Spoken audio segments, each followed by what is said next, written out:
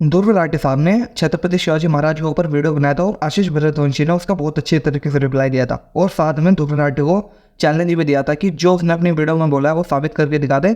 आशीष भारद्वाज अपने जनों काट लेगा, चोटी काट लेगा और 10 लाख रुपए हाथ में दे देगा ध्रुव राठी को और अपना चैनल डिलीट करके चला जाएगा। लेकिन हमें पता है कि ध्रुव राठी साहब को इससे कोई फर्क नहीं पड़ता, क्योंकि वो ना ही तो कभी चैलेंज एक्सेप्ट करते हैं और ना ही कभी किसी को चैलेंज देते हैं। पर अब मुद्दा ये नहीं है, मुद्दा ये है कि अगर तुम लोग वो वाली वीडियो ध्रुव राठी की छत्रपति शिवाजी वाली वीडियो अभी भी जाकर देखोगे तो वहाँ पर वो एक पॉइंट मार रहे हैं कि इतना बड़ा क्रॉस कंट्रोडक्शन कैसे हो सकता है, स्टाइल में मार रहा है, ठीक है। लेकिन ध्रुव राठी साहब ने खुद ही अपनी वीडियो में सबसे बड़े क्रॉस कंट्रोडक्शन कर दिए हैं और अब इसकी वो माफ़ी भी नहीं मांग रहे हैं। चलो तुम लोगों को बताता हूँ।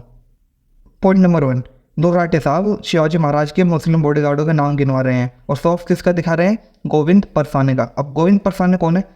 तुम्हें छोटा सा काम करना है, गूगल पे जाना है, किले और टैग मारना है वो इस गोविंद परसाने, तो तुम लोगों को सामने आकर निकल के पता चल जाएगा कि लेफ्ट विंग की, अब मुझे नहीं पता लेफ्ट विंग राइट विंग क्या होता है, लेकिन लेफ्ट विंग की जो पार्टी है CPI, communist party of India, उनके लीडर थे ये। अब तुम लोगों को एक छोटा सा और काम करना है, कम्युनिस्ट पार्टी ऑफ इंडिया यानी CPI का 2024 का मैनिफेस्टो देखना है।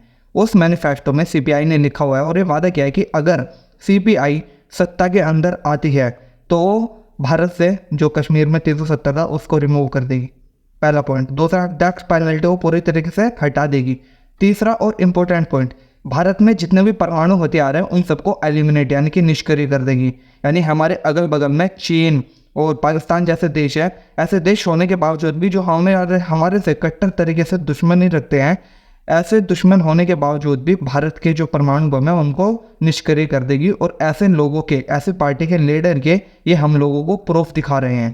क्या ये प्रूफ मान्य हो सकते हैं? तुम लोग खुद सोचना और खुद मुझे कमेंट में बताना। दूसरा पॉइंट, जो सबसे बड़ा क्रॉस कंट्रोडक्शन है तुम लोगों को वो बताने वाला हूँ, थोड़ा ध्यान से सुनना। सबसे बड़ा क्रॉस कंट्रोडक्शन जो ध्रुव राठी अपनी वीडियो में कर देते हैं वो तुम लोगों को बताने वाला हूँ। तुम लोगों को याद होगा, या वीडियो जाकर देख लेना ध्रुव राठी साहब की शिवाजी वाली, कि ध्रुव राठी साहब अपने शो के 2 या 3 मिनट में अपनी जनता से पूछते हैं कि अगर आप लोगों को मौका मिले किसी इंसान को देश से बाहर फेंकने का या बाहर निकालने का तो तुम किसे निकालोगे? या तो सबसे बड़ा भ्रष्टाचारी होगा, या फिर वो आतंकवादी होगा, या रेपिस्ट होगा, ऐसे कहते हैं। यानी कि ध्रुव राठी साहब इतना तो मानते हैं कि आतंकवादियों को देश से बाहर निकाल देना चाहिए। लेकिन सबसे बड़ा ब्लेंडर ध्रुव राठी अपनी वीडियो में करते हैं कि वो आगे चलकर द इंडियन एक्सप्रेस वे का आर्टिकल लिखा देते हैं, और वो आर्टिकल लिखे किसने होता है? राम पुनियानी जी ने। अब तुम लोगों को कुछ नहीं करना, सिर्फ ये जाकर सर्च करना है गूगल पर, हु इज़ राम पुनियानी, तो तुम लोगों को पता चलेगा राम पुनियानी वो व्यक्ति थे जब हमारे देश की संसद पर 2001 में आतंकवादियों ने हमला किया था, तो उसका जो मेन विक्टिम था अफजल गुरु, जब उसे फांसी की सज़ा हुई थी तो उसकी फांसी की सज़ा को रोकने के लिए राम पुनियानी जी ने अपील करी थी कि नहीं, इसे फांसी की सज़ा नहीं होनी चाहिए। ऐसे लोगों का आप हमें रेफरेंस कैसे दे सकते हैं, एज ए प्रूफ कैसे आप हमारे सामने ऐसे लोगों का आर्टिकल रख सकते हैं? एक तरफ आप कह रहे हो कि आतंकवादियों को देश से बाहर निकालना चाहिए, दूसरी तरफ आप उन आतंकवादियों को बचाने के लिए जो अपील करता है उनके रेफरेंस हमें दे रहे हो और गलत साबित होने पर माफ़ी भी नहीं मांग रहे हो। आप ये भी नहीं सोच रहे हो कि आपके जो ये वीडियो है ये स्टूडेंट्स देखते होंगे, फिर भी आप इतनी बड़ी गलती कर देते हो, इतना बड़ा क्रॉस कंट्रोडक्शन अपने वीडियो में कर देते हो और फिर आप उस चीज़ की माफ़ी भी नहीं मांगते और दूसरों को आप व्हाट्सएप यूनिवर्सिटी का बताते हो, व्हाट्सएप अकेडमी का बताते हो।